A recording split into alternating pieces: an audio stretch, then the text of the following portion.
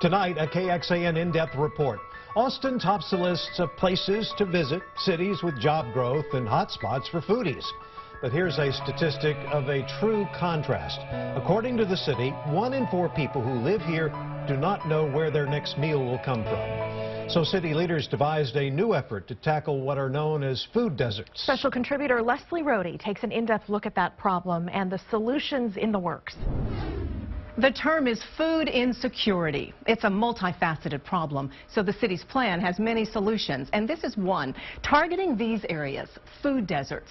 What the U.S. Agriculture Department says are places where people live more than 10 miles away from a grocery store in rural areas or more than 1 mile away in urban ones. We met a man who lives out in this food desert who says fresh, healthy, and affordable food can be hard to find.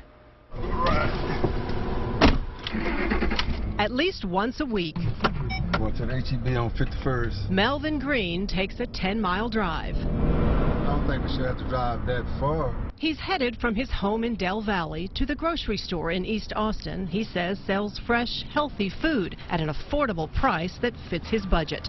A budget that stretches to feed a family of 6, including his wife and 4 grandsons. We do make sure that all of them eat healthy. We try to keep healthy food. No apples around, oranges or bananas and stuff like that. Melvin's neighborhood does have a small grocery store and a convenience stop, but he says he can't find all he needs there. The stores you have here, they're expensive and it doesn't have a lot of variety of stuff. A lack of access to healthy food is part of the reason Austin's Sustainability Office reports 25% of the people living here are food insecure. The city of Austin recognized that while the city is booming in a lot of ways, there's a significant percentage of the population that's still really struggling with some very basic things, whether to pay the rent, whether to pay utility bills, or whether to buy healthy food. The city of Austin has more than 50 community gardens like this one at Festival Beach all around town with the goal of getting people to eat healthy food. But the city council just added $800,000 to its new budget toward food insecurity.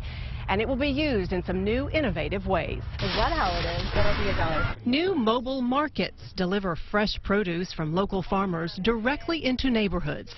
7 hit the streets this fall, providing everything from squash to sweet potatoes. And federal assistance benefits are doubled in value when people buy here. Also in the city's plan, new education outreach to make sure people who are eligible for federal food assistance are getting it. Support for small neighborhood corner stores in providing healthy food. A new full-time city food access coordinator. A street-by-street food environment analysis to determine where the need is greatest. And incentives to grocery stores to build in food deserts. You can tell even as you go all the way up here, there's nothing. This Austin American Heart Association team hopes attracting a grocery store to a community where food insecurity is high will eventually make the area healthier. They see a correlation between a lack of access to healthy food and a higher rate of obesity and heart disease, and not just in adults. When we talk about adult diseases, your diabetes, your heart attacks, your strokes, we see more and more of those.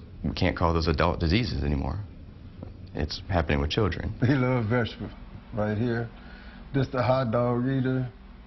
He an all-around eater. Melvin is doing his best to make sure his grandsons, who eat a lot, eat well.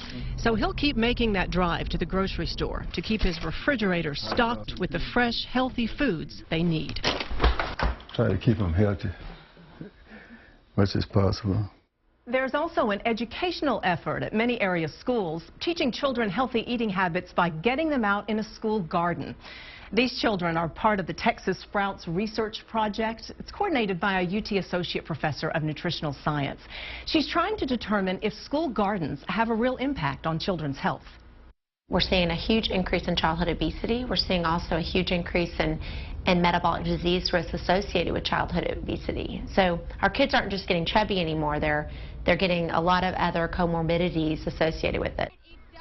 Davis is also keeping track of standardized test scores of these students in this study to see if gardens affect cognitive performance. You can read more about this research project in our in-depth story at KXAN.com, and also link to my blog to learn more about Associate Professor Davis and her passion for this gardening education. Rhode, KXAN News. Thanks, Leslie. Look for the topic of food insecurity to come up in the next legislative session. State Representative Eddie Rodriguez of Austin tells KXAN he will lead the effort to combat food deserts across Texas. He sponsored a bill last session that would have established a statewide investment fund for building and expanding grocery stores in food deserts. It did not pass, so he says he will sponsor a similar bill this upcoming session.